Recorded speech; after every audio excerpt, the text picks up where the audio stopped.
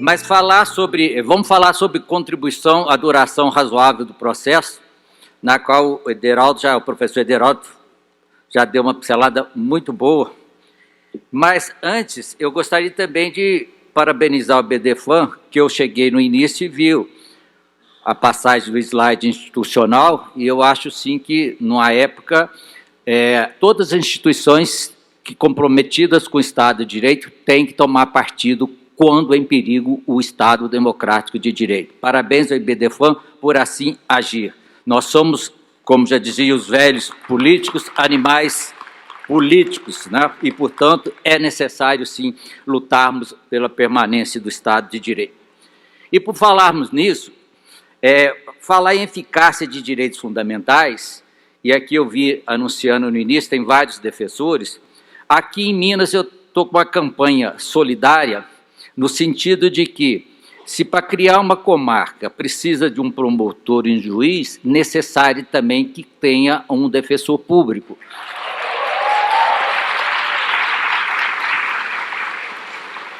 Porque o Estado, nós sabemos, somos um país pobre e várias pessoas ficam excluídas do acesso ao poder judiciário. Bom, isso precisa, então, de uma modificação na lei, né, de cada Estado, mas poderia ser também uma lei federal.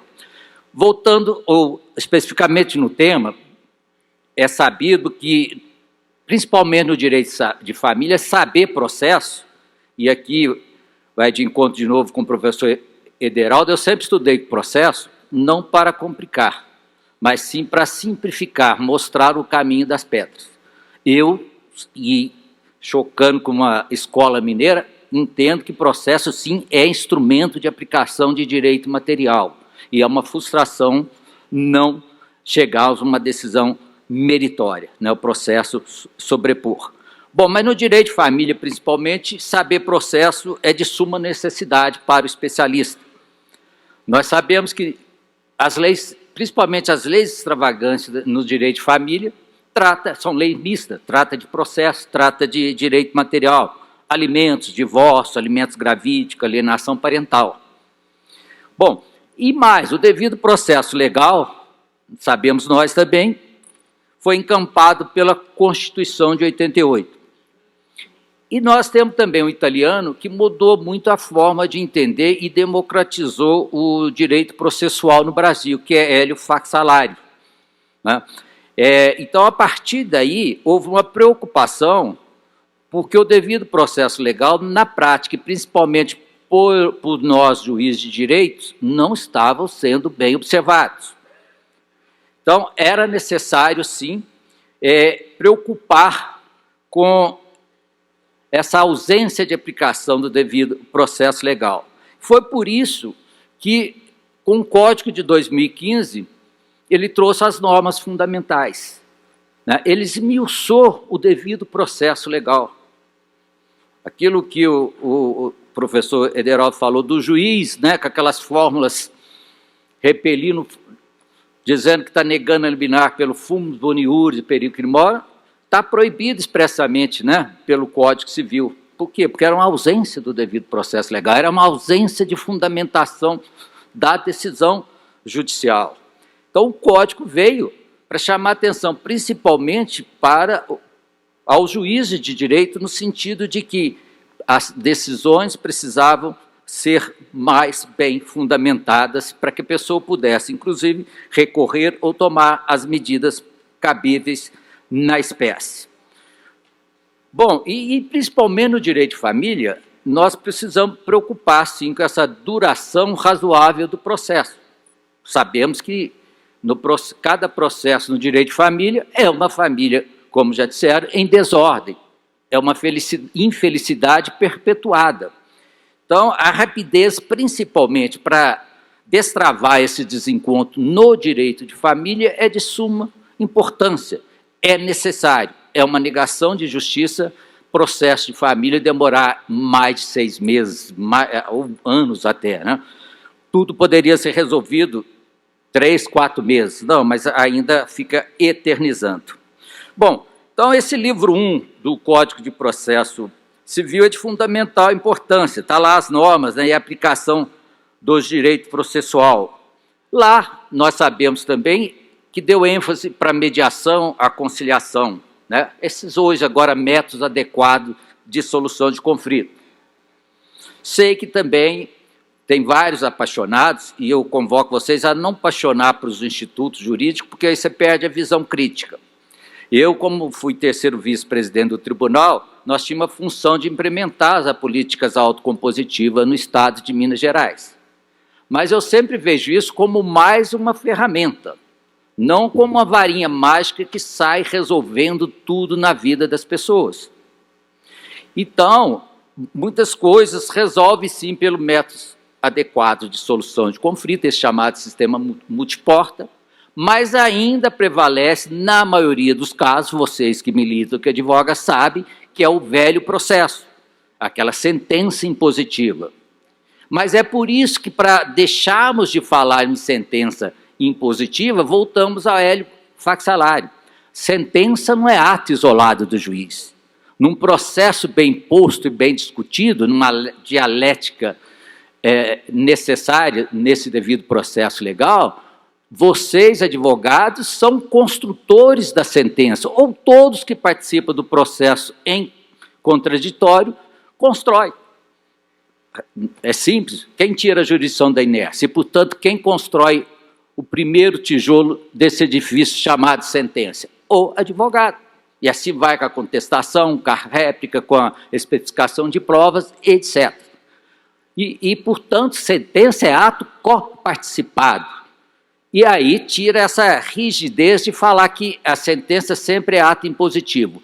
Vamos considerar a sentença como a lei individual construída pelas próprias partes para resolver aquele caso específico. E por isso eu considero que toda sentença tem uma carga grande de equidade.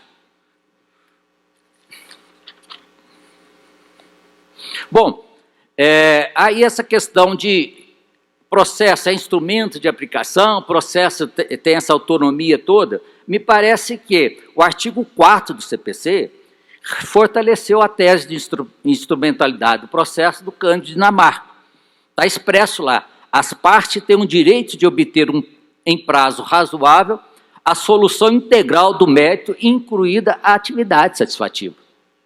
Me parece que o Código aderiu expressamente, e não poderia deixar de ser, a tese da instrumentalidade do processo do velho e muito bom Cândido Dinamarca. Bom, é sabido, então, que temos que evitar essa duração do processo. Temos que sempre postular, porque a duração do processo, antes de tudo, também coloca em xeque a credibilidade da justiça. Além de, também, para o advogado, é muito difícil explicar para o cliente leigo dele por que um processo demora tanto, né? Então, esse processo extinto sem enfrentamento de mérito, né, por vício processual, é uma demonstração de perda de tempo, verdadeira embromação, né? Acho até que é um teatro caro e sarcástico. Sentença terminativa é não resolver o principal, ou seja, o conflito advindo da aplicação direta do direito material no caso concreto. Então, a partir do Código Civil atual, é responsabilidade do juiz analisar com maior profundidade a inicial. Não é postergar para depois, para aquela fase saneadora, não. Já determinando o aditamento. E o CPC foi muito bom ao exigir que o juiz fale qual o aditamento nesse princípio dialético que ele quer.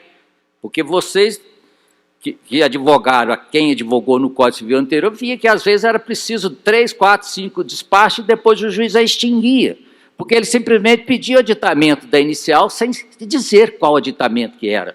Sem dar oportunidade para você dizer, não, peraí, excelência, está errado, está tudo certinho aí. Dá uma lida melhor aí, tira do assessor e lê diretamente a petição inicial. Então, vamos convocar, pelo princípio da cooperação também, né, o próprio advogado também pode ser útil nesse saneamento a todo momento do processo. Então, que passa a ser uma etapa permanente, da inicial até a sentença transitada em julgado, corrigindo as condições da ação, os pressupostos processuais. Então, essa preocupação com o saneamento e a correção a todo momento, rumo a uma decisão de mérito, de direito material, é principalmente do magistrado, mas também das partes, em razão do princípio da cooperação do artigo 6º, ditado pelo CPC, e da boa-fé processual. Meu colega errou, mas eu não vou falar para ele que é um erro processual. Não, me parece que sentar e conversar e corrigir esse erro, porque nós queremos discutir, repito, é o direito material, resolver aquela questão definitivamente.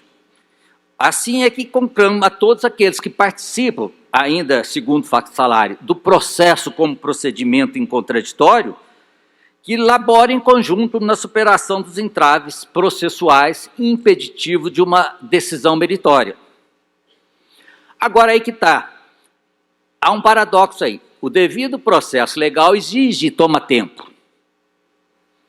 E, portanto, é um obstáculo para a duração razoável do processo. E esse tempo do processo, infelizmente, não é o tempo do mundo líquido, dessa sociedade líquida de Balmer, desse mundo dinâmico e urgente. Sabemos todos nós que os fatos, principalmente no direito da família, são dinâmicos e carecem de soluções imediatas. Então, esse paradoxo, ou seja, do princípio da duração razoável do processo, a exigir rapidez e da necessidade da observância do devido processo legal, que consome tempo, que gasta tempo, em razão da necessária observância das fases processuais, até chegar ao momento da sentença transjudicada, somente pode ser superado por meio das técnicas de antecipação de tutela, julgamento antecipado, julgamento parcial de mérito. Bom, especificamente aqui no direito de família, era comum apenas a ação de divórcio, antes do Código de 2015. Propunha ação de divórcio, porque a pessoa já queria casar novamente, para depois propor a partilha, onde a briga realmente começa e às vezes nem termina no direito de família. Então, deixar para depois essa partilha, hoje pelo CPC, me parece que é trabalhar contra o princípio da economia processual e contra até mesmo o seu cliente, porque justamente por causa dessa técnica de julgamento antecipado. Como foi dito também ainda aí pelo professor Ederaldo, acho que todo advogado tem que exigir que o juiz, ao receber a inicial, já decreta em antecipação de tutela ou divórcio. Em Minas, alguns já estão fazendo, até hoje. Gostaria que todos assim o fizessem. É direito potestativo, já libera a parte para casar, para tomar as medidas que ela entender com relação a uma segunda família. Então, é necessário insistir nesta proposta de antecipação de tutela no divórcio. E também, como dito, se negado, agravar, insistir no tribunal. Esta é uma primeira etapa de solução do processo, mais rapidamente possível. Se não conseguiu, porque os juízes ainda não entenderam nada desse novo CPC, então que tente, como também foi visto, o julgamento parcial de mérito, já na réplica.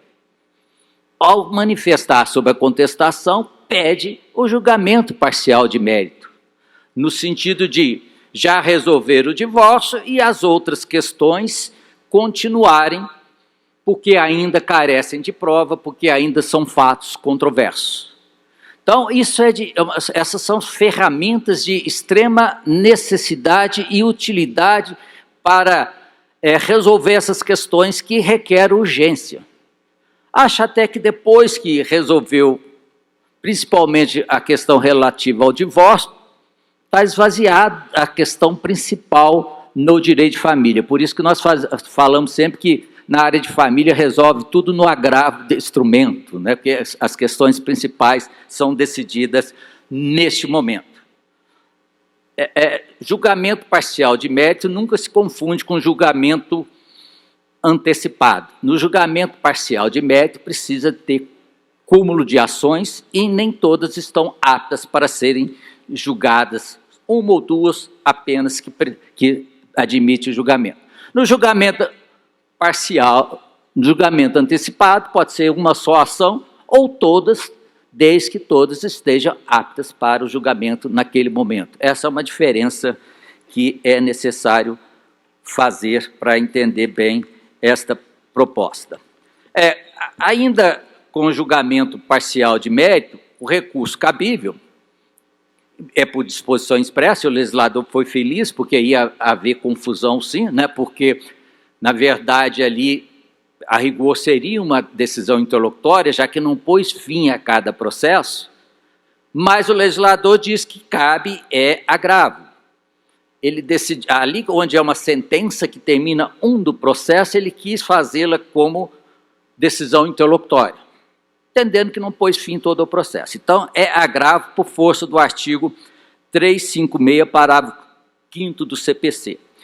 E, embora seja agravo, vai caber também o julgamento ampliado em segunda instância, caso não uname esta proposta, ou caso não uname o julgamento no Tribunal de Justiça de Minas Gerais. Bom, era isso que eu tinha para falar para vocês. Eu entendo pessoalmente que o código já está aí, 8 anos, não é isso? Melhorou muito para a advocacia, principalmente lá nos procedimentos especiais das ações de família, e agora compete, principalmente através desses congressos e tudo mais, e aperfeiçoando. Tenho escrito, não trouxe, se quiserem depois, a partir de segunda-feira eu publico no Instagram, Nilton Teixeira Carvalho, viu? Vai estar lá à disposição de todos. Obrigado, um bom dia, excelente congresso.